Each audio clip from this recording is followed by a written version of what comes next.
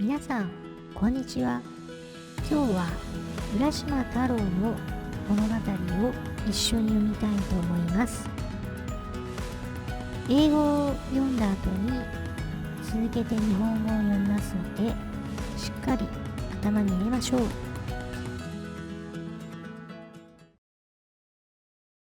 The story of Urashima Taro, the fisher lad. Long ago in the province of Tango there lived on the shore of Japan in the little fishing village of Mizu no Ye a young fisherman named Urashima Taro.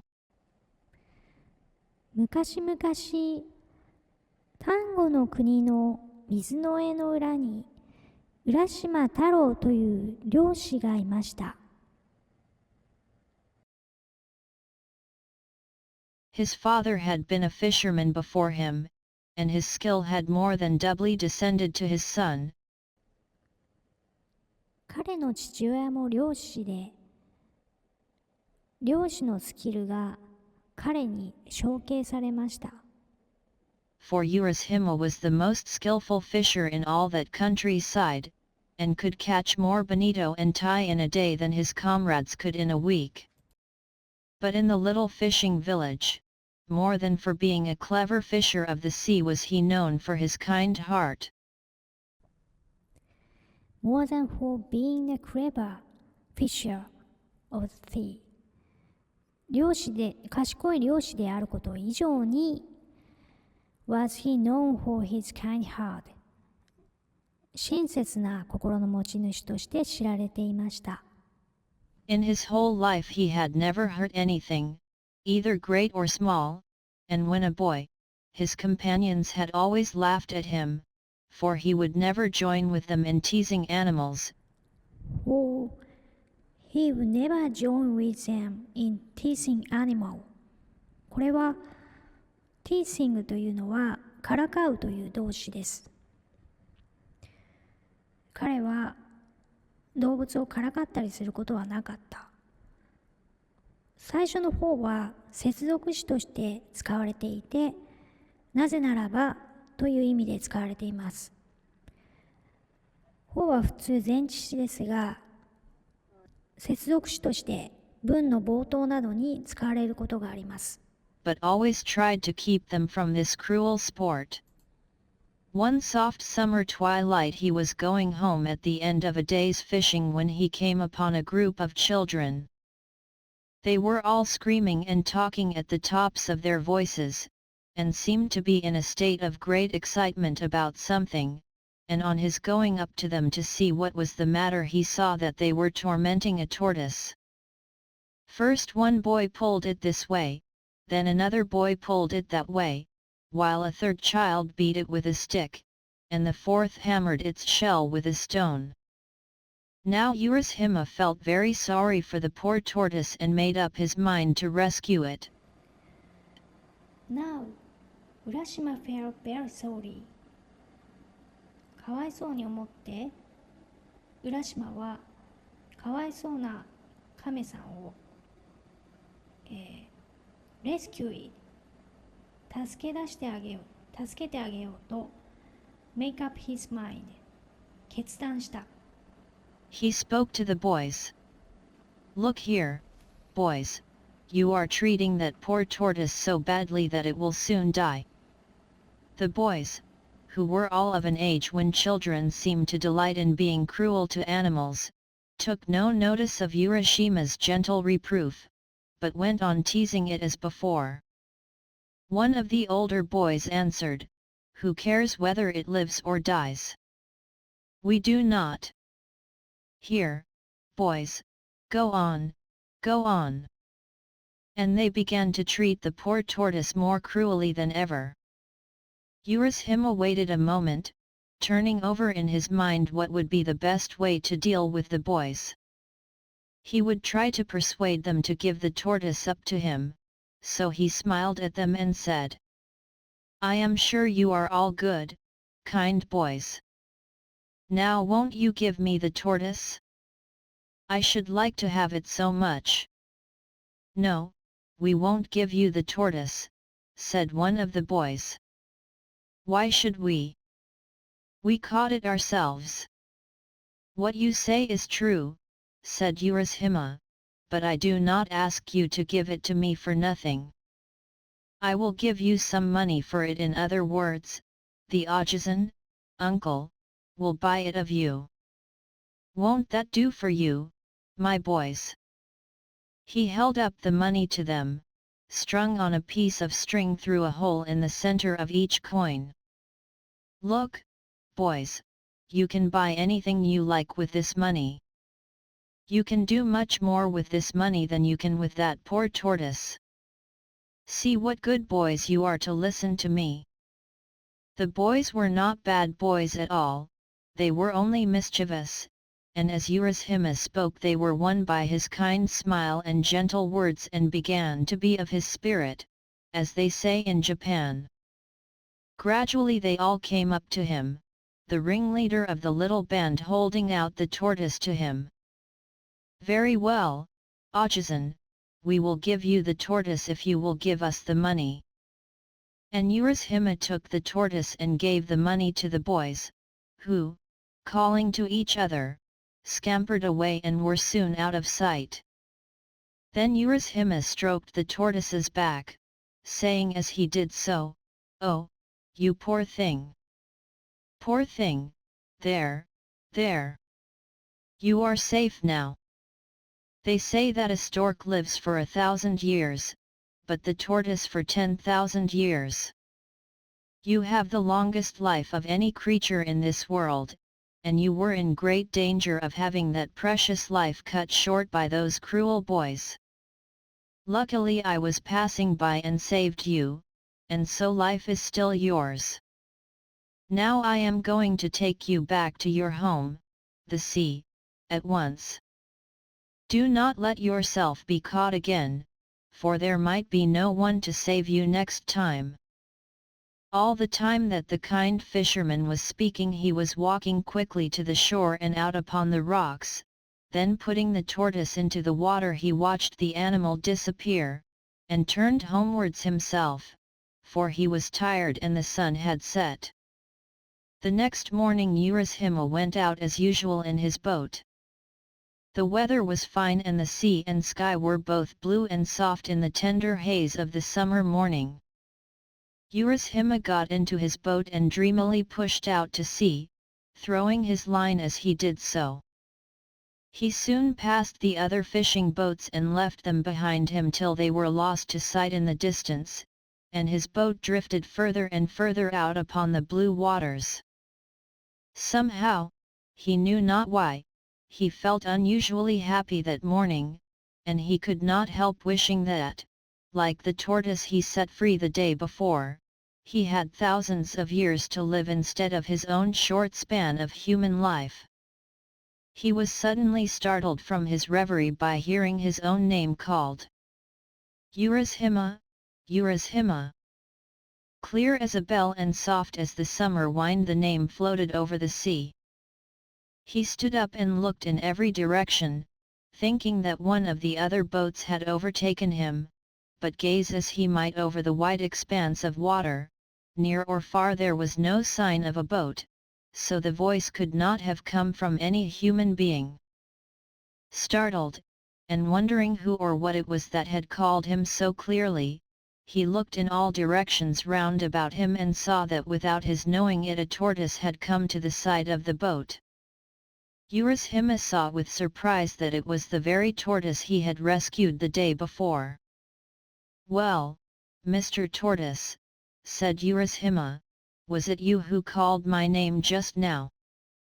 The tortoise nodded its head several times and said, "Yes, it was I. Yesterday in your honorable shadow my life was saved, and I have come to offer you my thanks and to tell you how grateful I am for your kindness to me." "Indeed," said Urashima, "that is very polite of you. Come up into the boat. I would offer you a smoke, but as you are a tortoise doubtless you do not smoke," and the fisherman laughed at the joke. "He he he he," laughed the tortoise, "sake, rice wine, is my favorite refreshment, but I do not care for tobacco."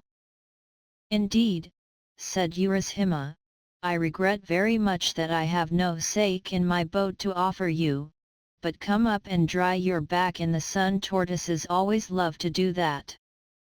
So the tortoise climbed into the boat, the fisherman helping him, and after an exchange of complimentary speeches the tortoise said, Have you ever seen Rinjin, the palace of the Dragon King of the Sea, Urashima? The fisherman shook his head and replied, No, year after year the sea has been my home, but though I have often heard of the Dragon King's realm under the sea, I have never yet set eyes on that wonderful place. It must be very far away, if it exists at all. Is that really so? You have never seen the Sea King's palace? Then you have missed seeing one of the most wonderful sights in the whole universe. Then you have missed something one of the most wonderful sight in the whole universe. Then, だとしたら You have missed miss というのは逃している。最も美しい素晴らしい景色を見ることを逃している。もったいないよという意味で使われています。It is far away at the bottom of the sea, but if I take you there we shall soon reach the place. If you would like to see the Sea King's land I will be your guide. I should like to go there, certainly, and you are very kind to think of taking me, but you must remember that I am only a poor mortal and have not the power of swimming like a sea creature such as you are. Before the fisherman could say more the tortoise stopped him, saying, What? You need not swim yourself. If you will ride on my back I will take you without any trouble on your part. But, said Urashima, how is it possible for me to ride on your small back? It may seem absurd to you, but I assure you that you can do so. Try at once. Just come and get on my back, and see if it is as impossible as you think. As the tortoise finished speaking, Urashima looked at its shell, and strange to say he saw that the creature had suddenly grown so big that a man could easily sit on its back. This is strange indeed, said Urashima, then. Mr. Tortoise, with your kind permission I will get on your back. Dekoisho, he exclaimed as he jumped on. The tortoise, with an unmoved face, as if this strange proceeding were quite an ordinary event, said, Now we will set out at our leisure, and with these words he leapt into the sea with Urashima on his back. Down through the water the tortoise dived. For a long time these two strange companions rowed through the sea. Urashima never grew tired, nor his clothes moist with the water. At last, far away in the distance a magnificent gate appeared, and behind the gate, the long, sloping roofs of a palace on the horizon. Yea! Exclaimed Urashima.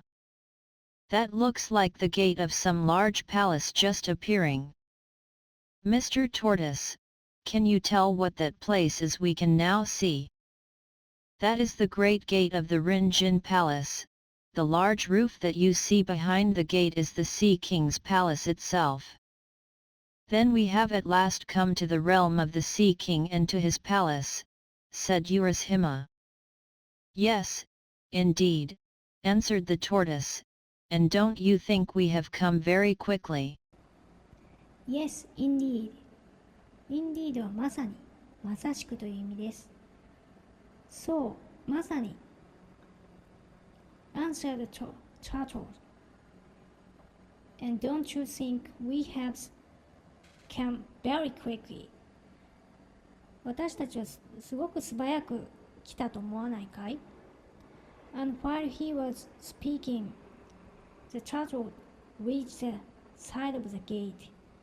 While 何々している間にという意味ですが、話しているうちにもうゲートの横まで来てしまいましたという意味です。And while he was speaking, the tortoise reached the side of the gate. And here we are, and you must please walk from here. The tortoise now went in front, and speaking to the gatekeeper, said, "This is Urashima Taro, from the country of Japan.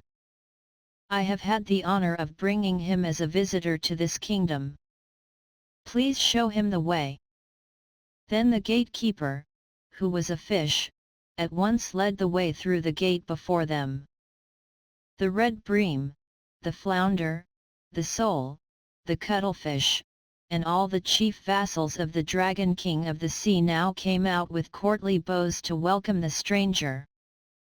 Urashima-sama, Urashima-sama.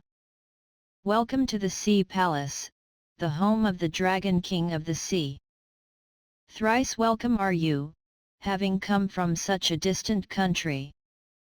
And you, Mr. Tortoise, we are greatly indebted to you for all your trouble in bringing Urashima here. Then, turning again to Urashima, they said, "Please follow us this way," and from here the whole band of fishes became his guides. Urashima, being only a poor fisher lad, did not know how to behave in a palace, but, strange though it was all to him, he did not feel ashamed or embarrassed, but followed his kind guides quite calmly where they led to the inner palace. When he reached the portals, a beautiful princess with her attendant maidens came out to welcome him. She was more beautiful than any human being, and was robed in flowing garments of red and soft green like the underside of a wave, and golden threads glimmered through the folds of her gown. Her lovely black hair streamed over her shoulders in the fashion of a king's daughter many hundreds of years ago, and when she spoke her voice sounded like music over the water. Urashima was lost in wonder while he looked upon her, and he could not speak. Then he remembered that he ought to bow, but before he could make a low obeisance the princess took him by the hand and led him to a beautiful hall, and to the seat of honor at the upper end, and bade him be seated. "Urashima Taro, it gives me the highest pleasure to welcome you to my father's kingdom," said the princess. "Yesterday you set free a tortoise, and I have sent for you to thank you for saving my life, for I was that tortoise. Now if you like you shall live here forever in the land of eternal youth, where summer never dies and where sorrow never comes, and I will be your bride if you will, and we will live together happily forever afterwards." And as Urashima listened to her sweet words and gazed upon her lovely face, his heart was filled with a great wonder and joy. And as Urashima listened to her sweet words and gazed upon her lovely face, gaze は見つめるという意味で、彼女の可愛らしい顔を見つめていました。そして was filled with 何々で満たされる great wonder and joy wonder and joy で彼の心は満たされて、そして he answered her 答えました。 wondering if 何々し、現在進行形でつながっているので何々しながらという意味ですが、 wonder if はなんじゃないかと思うとか、これは夢なんじゃないかしらと思いながらという意味でここで解釈します。 And he answered her, wondering if it was not all a dream, "Thank you 1,000 times for your kind speech. There is nothing I could wish for more than to be permitted to stay here with you in this beautiful land, of which I have often heard, but have never seen to this day. Beyond all words, this is the most wonderful place I have ever seen." While he was speaking, a train of fishes appeared, all dressed in ceremonial, trailing garments. One by one, Silently and with stately steps, they entered the hall, bearing on coral trays delicacies of fish and seaweed, such as no one can dream of, and this wondrous feast was set before the bride and bridegroom. The bridal was celebrated with dazzling splendor, and in the Sea King's realm there was great rejoicing. As soon as the young pair had pledged themselves in the wedding cup of wine, 3 times 3, music was played, and songs were sung, and fishes with silver scales and golden tails stepped in from the waves and danced. Urashima enjoyed himself with all his heart. Never in his whole life had he sat down to such a marvelous feast. When the feast was over, the princes asked the bridegroom if he would like to walk through the palace and see all there was to be seen. Then the happy fisherman, following his bride, the Sea King's daughter, was shown all the wonders of that enchanted land where youth and joy go hand in hand and neither time nor age can touch them. The palace was built of coral and adorned with pearls, and the beauties and wonders of the place were so great that the tongue fails to describe them. But, to Urashima, more wonderful than the palace was the garden that surrounded it. Here was to be seen at one time the scenery of the 4 different seasons, the beauties of summer and winter, spring and autumn, were displayed to the wondering visitor at once. First, when he looked to the east, the plum and cherry trees were seen in full bloom, the nightingales sang in the pink avenues, and butterflies flitted from flower to flower. Looking to the south, all the trees were green in the fullness of summer, and the day cicala and the night cricket chirped loudly. Looking to the west, the autumn maples were ablaze like a sunset sky, and the chrysanthemums were in perfection.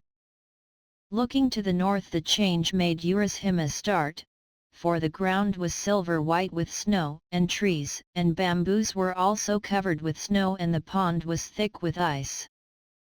And each day there were new joys and new wonders for Urashima, and so great was his happiness that he forgot everything, even the home he had left behind and his parents and his own country, and 3 days passed without his even thinking of all he had left behind. Then his mind came back to him and he remembered who he was, and that he did not belong to this wonderful land or the Sea King's palace, and he said to himself, "Oh dear! I must not stay on here, for I have an old father and mother at home. What can have happened to them all this time? How anxious they must have been these days when I did not return as usual. I must go back at once without letting one more day pass." And he began to prepare for the journey in great haste. Then he went to his beautiful wife, the princess, and bowing low before her he said, "Indeed, I have been very happy with you for a long time, Otohime-sama," for that was her name, "and you have been kinder to me than any words can tell. But now I must say goodbye. I must go back to my old parents." Then Otohime-sama began to weep, and said softly and sadly, "Is it not well with you here, Urashima, that you wish to leave me so soon? Where is the haste? Stay with me yet another day only." But Urashima had remembered his old parents, and in Japan the duty to parents is stronger than everything else, stronger even than pleasure or love, and he would not be persuaded, but answered, "Indeed, I must go. Do not think that I wish to leave you. It is not that. I must go and see my old parents. Let me go for one day and I will come back to you." "Then," said the princess sorrowfully, "there is nothing to be done. I will send you back today to your father and mother, and instead of trying to keep you with me one more day, I shall give you this as a token of our love. Please take it back with you," and she brought him a beautiful lacquer box tied about with a silken cord and tassels of red silk. Urashima had received so much from the princess already that he felt some compunction in taking the gift, and said, "It does not seem right for me to take yet another gift from you after all the many favors I have received at your hands, but because it is your wish I will do so." And then he added, "Tell me, what is this box?" "That," answered the princess, "is the Tamate Bako, box of the jewel hand, and it contains something very precious. You must not open this box, whatever happens. If you open it, something dreadful will happen to you. Now promise me that you will never open this box." And Urashima promised that he would never open the box whatever happened. And Urashima promised that he would never open the box, whatever happened. 何が起きたとしても whatever happen は何が起こったとしてもという意味ですので、何が起こったとしても浦島は、promised 約束した、絶対に箱を開けませんよと約束しました。Then bidding goodbye to Otohime-sama, he went down to the seashore, the princess and her attendants following him, and there he found a large tortoise waiting for him. He quickly mounted the creature's back and was carried away over the shining sea into the east. He looked back to wave his hand to Otohime-sama till at last he could see her no more, and the land of the Sea King and the roofs of the wonderful palace were lost in the far distance. Then, with his face turned eagerly towards his own land, he looked for the rising of the blue hills on the horizon before him. At last the tortoise carried him into the bay he knew so well, and to the shore from whence he had set out. He stepped onto the shore and looked about him while the tortoise rowed away back to the Sea King's realm. But what is the strange fear that seizes Urashima as he stands and looks about him? Why does he gaze so fixedly at the people that pass him by, and why do they in turn stand and look at him? The shore is the same and the hills are the same, but the people that he sees walking past him have very different faces to those he had known so well before. Wondering what it can mean, he walks quickly towards his old home. Even that looks different, but a house stands on the spot, and he calls out, "Father, I have just returned." And he was about to enter, when he saw a strange man coming out. "Perhaps my parents have moved while I have been away, and have gone somewhere else," was the fisherman's thought. Somehow he began to feel strangely anxious, he could not tell why. "Excuse me," said he to the man who was staring at him, "but till within the last few days I have lived in this house. My name is Urashima Taro. Where have my parents gone whom I left here?" A very bewildered expression came over the face of the man, and, still gazing intently on Urashima's face, he said, "What? Are you Urashima Taro?" "Yes," said the fisherman, "I am Urashima Taro." "Ha, ha!" laughed the man, "you must not make such jokes. It is true that once upon a time a man called Urashima Taro did live in this village, but that is a story 300 years old. He could not possibly be alive now." When Urashima heard these strange words he was frightened, and said, Please, you must not joke with me, I am greatly perplexed. I am really Urashima Taro, and I certainly have not lived 300 years. Till 4 or 5 days ago I lived on this spot. Tell me what I want to know without more joking, please." But the man's face grew more and more grave, and he answered, "You may or may not be Urashima Taro, I don't know. But the Urashima Taro of whom I have heard is a man who lived 300 years ago. Perhaps you are his spirit come to revisit your old home.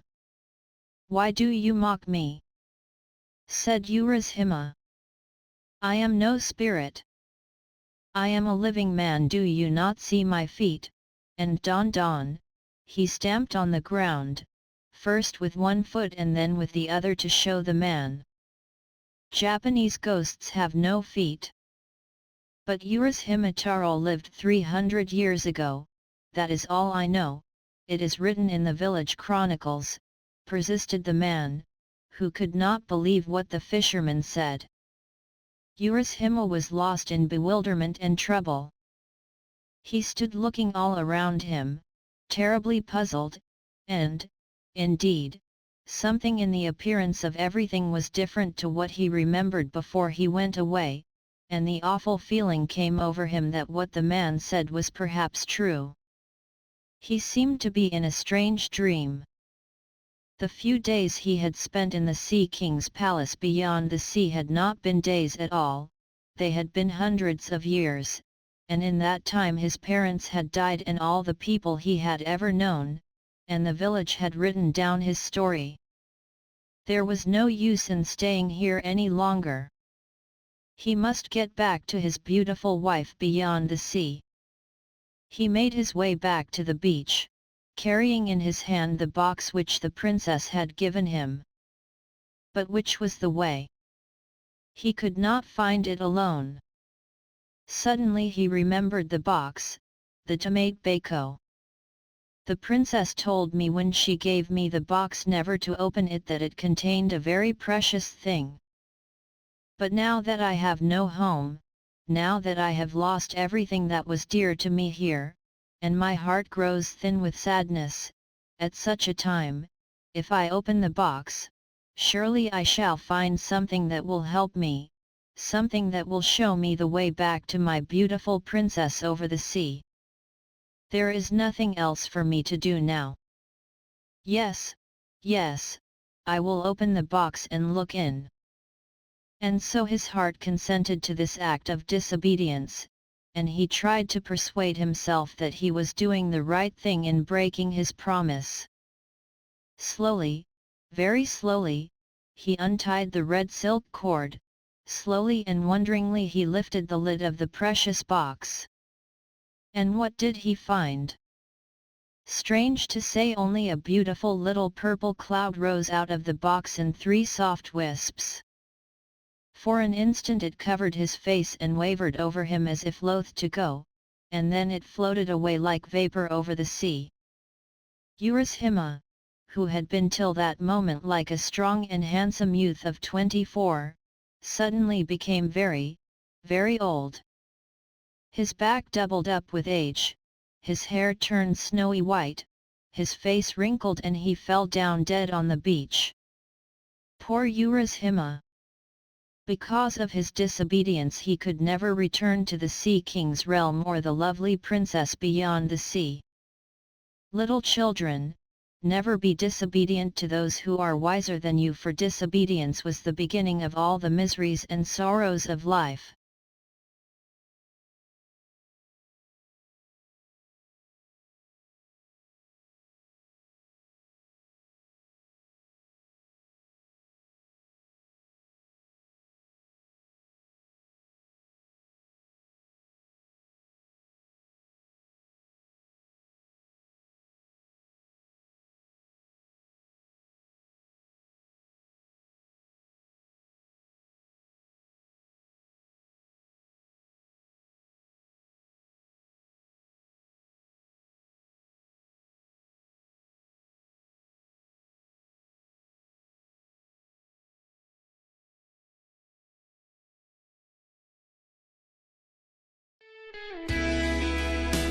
Please click Pocket Lesson subscribe button right now. Pocket Lesson is providing great training program powered by TechSki. See you next train.